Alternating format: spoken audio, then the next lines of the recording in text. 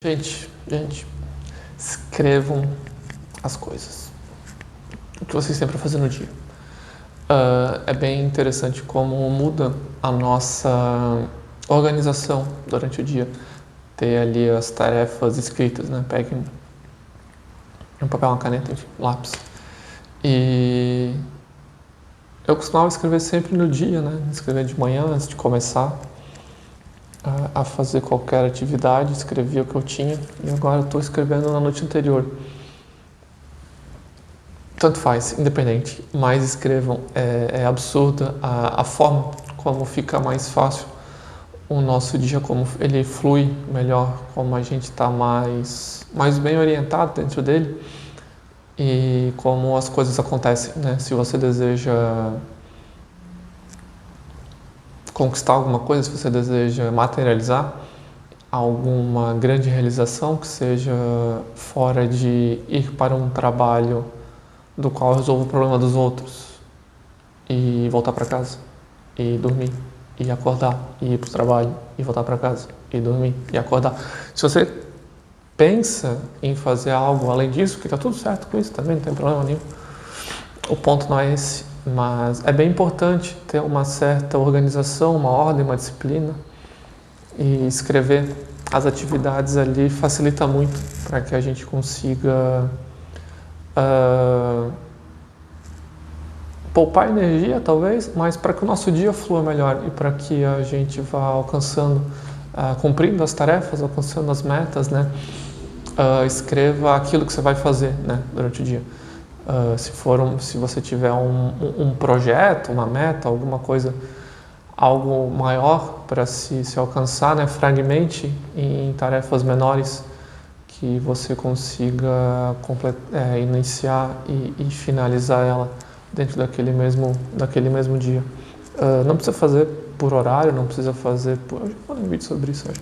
Mas não precisa ser tão específico, né? Das 8h15 às 8h55 eu estarei... É muito difícil a gente começar, a gente encaixar o nosso dia. Isso mais lá para frente, quando tiverem várias tarefas, né? Quando tiver a necessidade, se for o caso, já hoje, mas enfim, quando tiver a necessidade de fato dar uma atenção diária ou que seja semanal para diferentes empresas, diferentes atribuições que a gente tem na nossa vida. Aí vai começar a fazer sentido, porque eu vou precisar me organizar. Se eu vou ter mais compromissos, mais responsabilidades, eu preciso me organizando cada vez melhor com o meu tempo, né? Porque tendo muitas coisas para fazer ou não tendo muitas coisas para fazer, o nosso dia continua tendo 24 horas.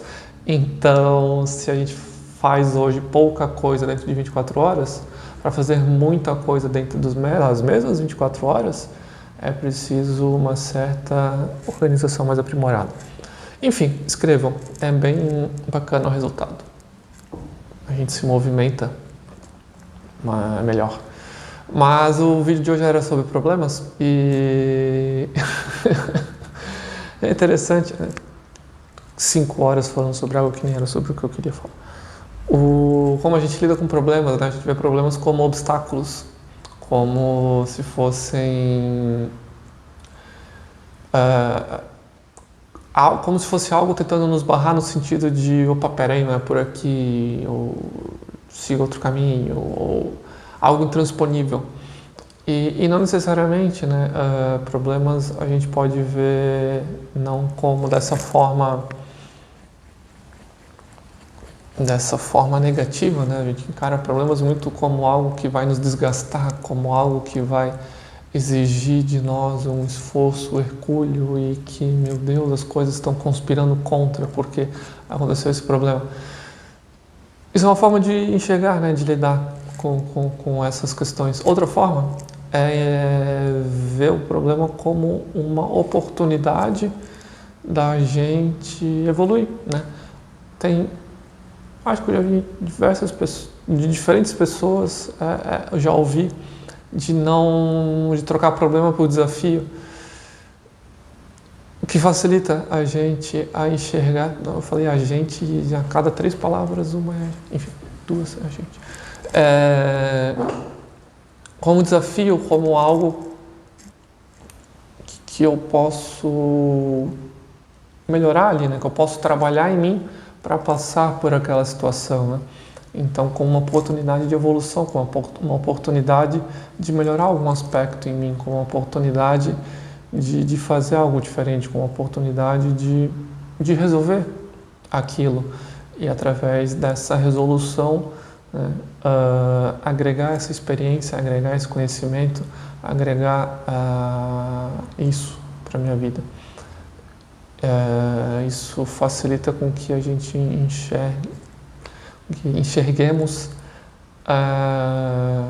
de uma forma mais motivada, mais energizada, mais positiva, né, ou eventuais percalços aí que possam surgir, eventuais pedras no nosso caminho, enfim. Era sobre isso, sobre problemas que eu queria falar mesmo, para que não fique tanto peso, não fique tanto... Porque, né, vamos lá, a vida está em constante evolução. Para a gente evoluir, é necessário que passos sejam dados, né? E se esses passos forem dados sempre nos mesmos terrenos, a evolução não acontece, né? Porque eu vou estar andando em círculo, simplesmente. Então, para a evolução acontecer, é necessário que eu caminhe em terrenos que eu desconhecia até então. Então, né, eu vou interpretar essas situações como um problema, né, como situações novas. Um parênteses bem rápido, de fato, algumas